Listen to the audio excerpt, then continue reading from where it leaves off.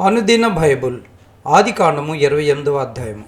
ఇస్సాకు యాకోబుని పిలిపించి, నీవు కానాను కుమార్తెలలో ఎవతిని వివాహం చేసుకొనకూడదు.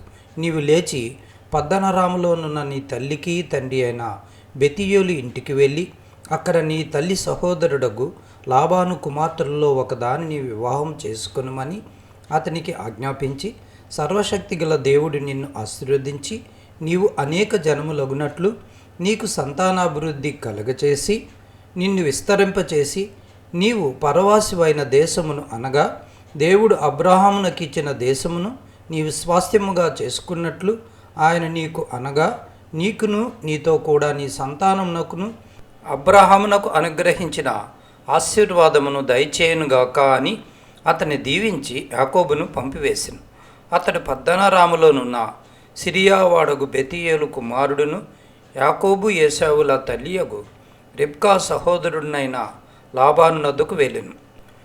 ఇస్సాకు యాకోబును దీవించి పద్దనరాములో పెండ్లి చేసుకుని వచ్చుటకై అతన్ని అక్కడికి పంపిననియు, అతడు దీవించినప్పుడు నీవు కానాను దేశపు కుమార్తెలలో ఎవరినీ పెండ్లి చేసుకొనవద్దని అతనికి ఆజ్ఞాపించిననియు, యాకోబు తన తల్లిదండ్రుల మాట విని పద్దనరామునకు వెళ్ళిపోయిననియు ఏసావు తెలుసుకున్నప్పుడు, ఇది కాక కానాను కుమార్తెలు తన తండ్రి అయిన ఇస్సాకునకు ఇష్టురాండ్రు కారని ఏసావునకు తెలిసినప్పుడు, ఏసావు ఇస్మాయిల్ నద్దకు వెళ్ళి తనకున్న భార్యలు కాక అబ్రహాం కుమారుడైన ఇస్మాయిల్ కుమార్తెయు నెబాయోతు సహోదరి అయిన మహాలతును కూడా పెండ్లి చేసుకొనెను. యాకోబు బేర్షాబా నుండి బయలుదేరి హారాను వైపు వెళ్ళుచు ఒకచోట చేరి ప్రొద్దుగుంకినందున అక్కడ ఆ రాత్రి నిలిచిపోయి ఆ చోటి రాళ్లలో ఒకటి తీసుకొని తనకు తలగడగా చేసుకొని అక్కడ పండుకొనెను. అప్పుడు అతడు ఒక కల కనెను. అందులో ఒక నిచ్చెన భూమి మీద నిలపబడి ఉండెను. దాని కొన ఆకాశమున అంటెను. దాని మీద దేవుని దూతలు ఎక్కుచూ దిగుచూ నుండిరి. మరియు యెహోవా దానికి పైగా నిలిచి, నీ తండ్రి అయిన అబ్రహాము దేవుడను ఇస్సాకు దేవుడైన యెహోవాను నీవు పండుకొని ఉన్న ఈ భూమిని నీకును నీ సంతానమునకు ఇచ్చేదను. నీ సంతానము భూమి మీద లెక్కకు ఇసుక రేణువుల వలె అగును. నీవు పడమటి తట్టును, తూర్పు తట్టును, ఉత్తరపు తట్టును, దక్షిణపు తట్టును వ్యాపించెదవు. భూమి యొక్క వంశములన్నీ నీ మూలముగాను నీ సంతాన మూలముగాను ఆశీర్వదింపబడును. ఇదిగో నేను నీకు తోడయుండి నీవు వెళ్ళు ప్రతి స్థలమందు నిన్ను కాపాడుచు ఈ దేశమునకు నిన్ను మరలా రప్పించెదను.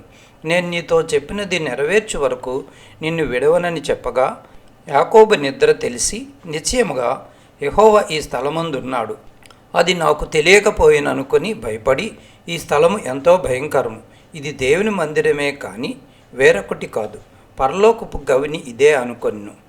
తెల్లవారినప్పుడు యాకోబు లేచి తాను తలగడగా చేసుకున్న రాయి తీసి దాన్ని స్తంభముగా నిలిపి దాని కొన మీద నూనె పోసెను. మరియు అతడు ఆ స్థలమునకు బేతేలను పేరు పెట్టెను. అయితే మొదట ఆ ఊరి పేరు లూజు.